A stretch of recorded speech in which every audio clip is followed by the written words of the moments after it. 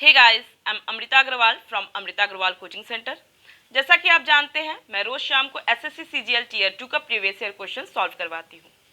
इधर मैं जो भी क्वेश्चन सॉल्व करवा रही हूँ वो एसएससी सीजीएल 2020 के मेंस का क्वेश्चन है, जो 29 जनवरी 2022 में पूछा गया है।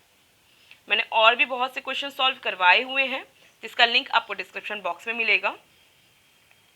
और एक प्लेलिस्ट बनाई है जिसमें कि टीयर 2 के जितने भी क्वेश्चन सॉल्व करवाए हैं और आगे करवाऊंगी, उन सब की लिंक आपको उस प्लेलिस्ट में मिलेगी। और वो प्लेलिस्ट की लिंक मिलेगी आपको आई बटन पे और डिस्क्रिप्शन बॉक्स पे। इस क्वेश्चन को सॉल्व करवाने से पहले मैं बता दूं, ये बहुत इंपॉर्टेंट क्वेश्चन है और बहुत ट्रिकी क्वेश्चन भी है। जब इसे आप पढ़ेंगे तो लगेगा ये बहुत लेंदी होगा, बहुत टाइम कंज्यूम करेगा, बट ऐसा नहीं है। मैं आपको एक ट्रिक बताऊंगी जिससे कि आप इसे ओरल सॉल्व कर लेंगे और सेकंड्स में सॉल्व कर लेंगे। और क्योंकि ये इतना ट्रिकी क्वेश्चन है और आप देख भी रहे हैं कि टीयर 2 में क्वेश्चन पूछा गया है, तो इसका ये मतलब नहीं है कि नेक्स्ट टाइम ये टीयर 2 के लिए ही इम्पॉर्टेंट है। ये टीयर 2 के लिए तो इम्पॉर्टेंट है ही, ये टीयर 1 के लिए भी इम्पॉर्टेंट है और आपका एग्ज़ाम जो अभी एसएससी सीएचएसएल होने वाला है उसमें भी इम्पॉर्टेंट है। क्योंकि वहाँ पे अगर क्वेश्चन को बहुत टफ बनाने की कोशिश की जाएगी तो ये क्वेश्चन देना बहुत पॉसिबल है कि वो दे सकते हैं। और अभी मैं आपको ट्रिक बताऊंगी तो आप बहुत इजी वे में इसकी वैल्यू फाइंड आउट कर लेंगे सेकंड्स में। तो चलिए स्टार्ट करते हैं क्वेश्चन। क्वेश्चन है ABCD is a quadrilateral in which AB is parallel to DC. E and F are the midpoint of the diagonal AC and BD respectively. If AB is equal to 18 cm and CD is equal to 6 cm, then EF is equal to what? आपसे कह रहा है कि एक quadrilateral है जिसके की दो साइड्स मतलब DC और AB एक दूसरे के पैरेलल हैं और इनके जो डायगोनल्स हैं, इस डायगोनल्स के मिड पॉइंट हैं, जो कि AC का डायगोनल का मिड पॉइंट E है और BD के डायगोनल का मिड पॉइंट F है। उनके बीच की दूरी क्या होगी? आपसे पूछ रहा है कि एक क्वाड्रिलेटरल है जिसके दो साइड्स एक दूसरे के पैरेलल हैं और उनके डायगोनल्स के मिड पॉइंट के बीच की दूरी क्या होगी। इसके लिए फॉर्मूला होता है कि इसकी जो पैरेलल साइड्स हैं क्वाड्रिलेटरल के, उनका डिफरेंस कर दिया जाए, मीन्स AB माइनस CD कर दिया जाए, क्योंकि ये पैरेलल साइड्स हैं ये क्वाड्रिलेटरल के, चतुर्भुज के, और उसको कर दिया जाए हाफ। बस जो वैल्यू होगी वही इसके बीच की डिस्टेंस होगी, मिड पॉइंट के बीच की डिस्टेंस, डायगोनल के मिड पॉइंट के बीच की डिस्टेंस। तो AB 18 है, CD 6 है, दोनों को माइनस करेंगे 12 आएगा, 12 का हाफ करेंगे 6 आएगा, वैल्यू हो जाएगी 6 सेंटीमीटर। अब ये आप इतना तो समझ चुके हैं कि ये जो क्वाड्रिलेटरल जो चतुर्भुज के बारे में बात कर रहा है, ये समलंब चतुर्भुज है, ट्रेपीजियम है, क्योंकि यही एक ऐसा चतुर्भुज होता है जिसके अपोजिट साइड्स, एक पेयर अपोजिट साइड्स एक दूसरे के पैरेलल होते हैं। अब बात आती है कि एक दूसरे के पैरेलल साइड्स तो स्क्वायर मीन्स वर्ग में भी होते हैं, रोम्बस मीन्स समचतुर्भुज में भी होते हैं, पैरेललोग्राम मीन्स समानांतर चतुर्भुज और रेक्टेंगल मीन्स आयत में भी होते हैं। ये चारों टाइप के जो चतुर्भुज हैं, इन सब में भी ये होते हैं कि इनके अपोजिट साइड्स एक दूसरे के पैरेलल हों। तो क्या वहाँ पे ये फॉर्मूला अप्लाई है? तो हाँ, वहाँ ये फॉर्मूला अप्लीकेबल है। अब एक बात ध्यान दीजिए कि जो अपोजिट साइड्स हैं जो एक दूसरे के पैरेलल हैं, उनका डिफरेंस, अगर आप इन जो भी मैंने चारों टाइप के चतुर्भुज, चारों टाइप के क्वाड्रिलेटरल के बारे में बात की, वो चारों टाइप के क्वाड्रिलेटरल के जो अपोजिट साइड्स होते हैं वो क्या होते हैं? इक्वल होते हैं। इसका मतलब क्या है कि अगर उनका हम डिफरेंस करेंगे तो वो आएगी उसकी वैल्यू 0, और 0 का जब 2 से डिवाइड करेंगे तो हमको वैल्यू मिलेगी 0। इसका मतलब क्या मिला कि चाहे आप स्क्वायर ले लें, चाहे रोम्बस ले लें, चाहे आप रेक्टेंगल ले लें और चाहे आप पैरेललोग्राम ले लें, इन सभी के जो डायगोनल्स होते हैं वो एक दूसरे को बाइसेक्ट करते हैं, मीन्स उनके जो मिड पॉइंट होते हैं, जो ये कट लाइन होती है, वहीं पे उनके मिड पॉइंट होते हैं, इसलिए उनके बीच की कोई दूरी नहीं होती है, 0 होती है दूरी। आपको यहाँ से भी चीज़ें क्लियर हो गई होंगी उन चारों टाइप के क्वाड्रिलेटरल के बारे में। अदर तरीके से भी उसे प्रूफ किया जा सकता रहा, बट ये तरीका भी अप्लाई करके उसे प्रूफ किया जा सकता है। अब चलिए आती है बात, ये फॉर्मूला आया है तो आया कहाँ से है, उसे कैसे जनरेट किया गया है। देखिए, बहुत से लोगों के लिए कि ये फॉर्मूला उनको पता चल चुका है और ये इस तरीके से वैल्यू निकालनी है इस टाइप के सिचुएशन वाले क्वेश्चन के लिए, मीन्स ट्रेपीजियम के लिए कह दें या कोई भी ऐसा क्वाड्रिलेटरल जिनके अपोजिट साइड से एक दूसरे के पैरेलल हो और इस तरीके से उनसे पूछे दूरी बीच की क्या होगी, तो वहाँ पे ये फॉर्मूला अप्लाई किया जा सकता है, आप लर्न कर सकते हैं।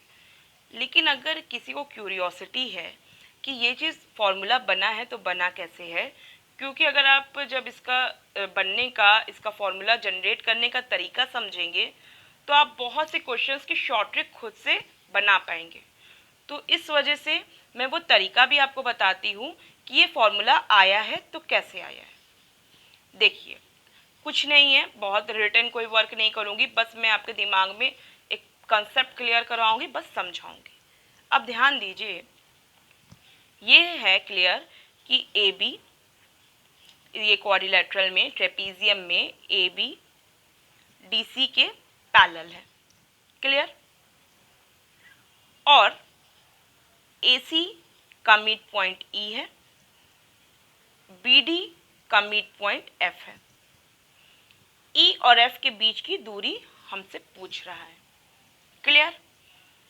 तो हमें इसको प्रूफ करने के लिए सबसे पहले किस पे फोकस करना है डी एफ सी इस ट्रायंगल और triangle F B G B. अब ये जी कैसे आया है मैं बता दूं, जब सी से एफ के बीच की दूरी हम लिए ना, तो उसी को हम आगे बढ़ा दिए और आगे बढ़ाए तो वो इस तरीके से हमको सी एफ जी मिला पॉइंट, क्लियर। अब आते हैं अपने पॉइंट पे, क्योंकि आप देख रहे हैं कि सी जी स्ट्रेट लाइन है, डी बी ये भी स्ट्रेट लाइन है, एफ क्या है, इंटरसेक्ट करता हुआ पॉइंट है। तो इस तरीके से जो अपोजिट ये शीर्षाभिमुख कोण जो मिलेंगे, अपोजिट एंगल एक दूसरे के इक्वल होंगे, आपको पता होगा ऑलरेडी। क्योंकि ये इसके पैरेलल है तो इसके अल्टरनेट एंगल मीन्स ये एंगल इस एंगल के और ये एंगल इस एंगल के होगा, अल्टरनेट एंगल्स आर इक्वल अगर ये पैरेलल है तब। इस तरीके से मैं देख रही हूँ D F C triangle F G B triangle के सिमिलर है, समरूप है, ये होता है उसका साइन। और मैं एक बात और ये देख रही हूँ कि एफ पॉइंट क्या है, डी बी का मिड पॉइंट है। तो क्योंकि एफ डी बी का मिड पॉइंट है, इस वजह से D F is equal to F B हो गया। आपको पता है कि जो सिमिलर ट्रायंगल्स होते हैं, जो समरूप त्रिभुज होते हैं, वो उनके जो करस्पॉन्डिंग साइड्स होते हैं वो अनुपातिक होते हैं, रेशियो में होते हैं। मतलब ये साइड हो जाएगा ये साइड अपॉन ये साइड इज इक्वल टू ये साइड अपॉन ये साइड इज इक्वल टू ये साइड अपॉन ये साइड। ये तो सिमिलर ट्रायंगल्स के लिए रूल होता है।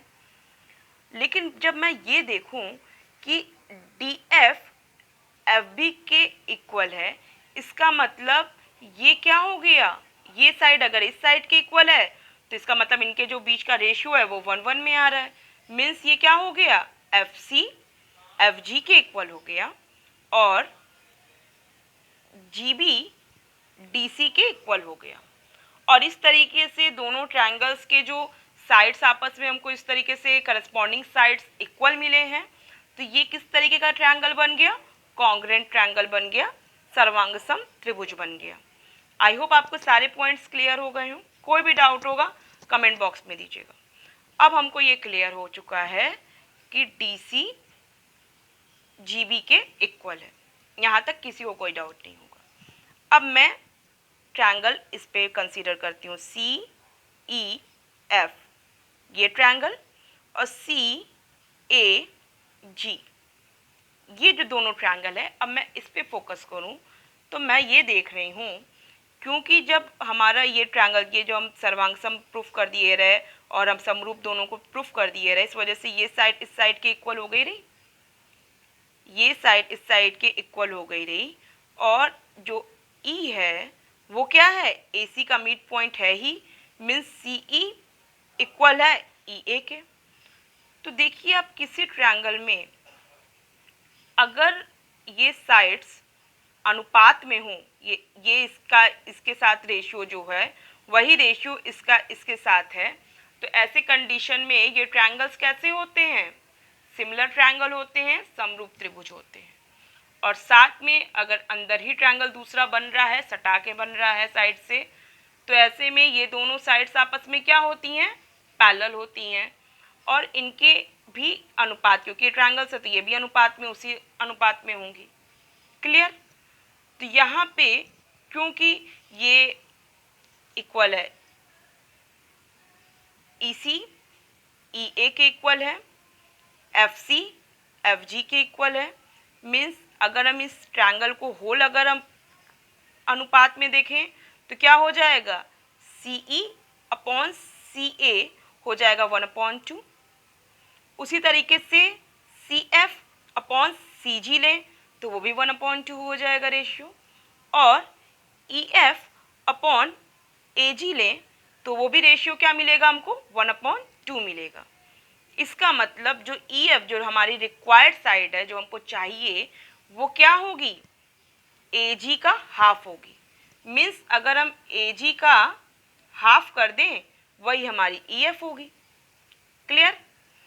अब AG कैसे निकलेगा? आप जान रहे हैं AG क्या है? AB में से अगर हम GB को माइनस कर दें, देखिए ध्यान दीजिए, AB इस साइड में से अगर हम GB को माइनस कर दें तो हमको AG मिल जाता है।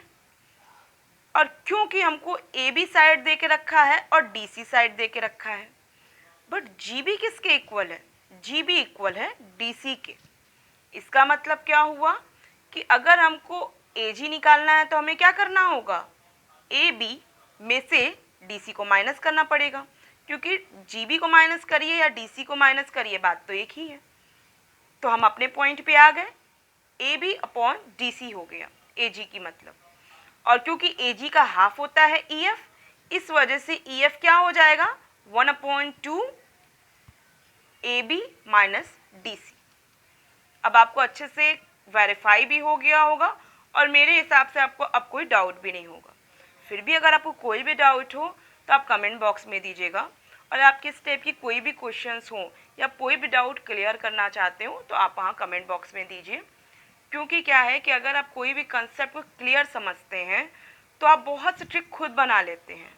ये तो एक तरीके से थ्योरम ही है, या आप कभी क्वेश्चन जब आप स्कूल टाइम पे पढ़े होंगे तो ये क्वेश्चन आपके सामने आया होगा और आपने इसे प्रूफ करके भी दिया होगा।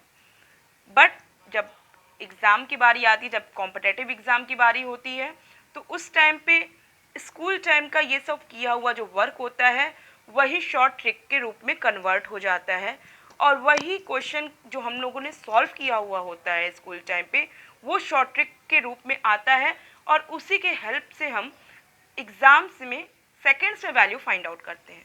तो मैं आपको बता रही हूँ कि शॉर्ट ट्रिक बनते कहाँ से हैं।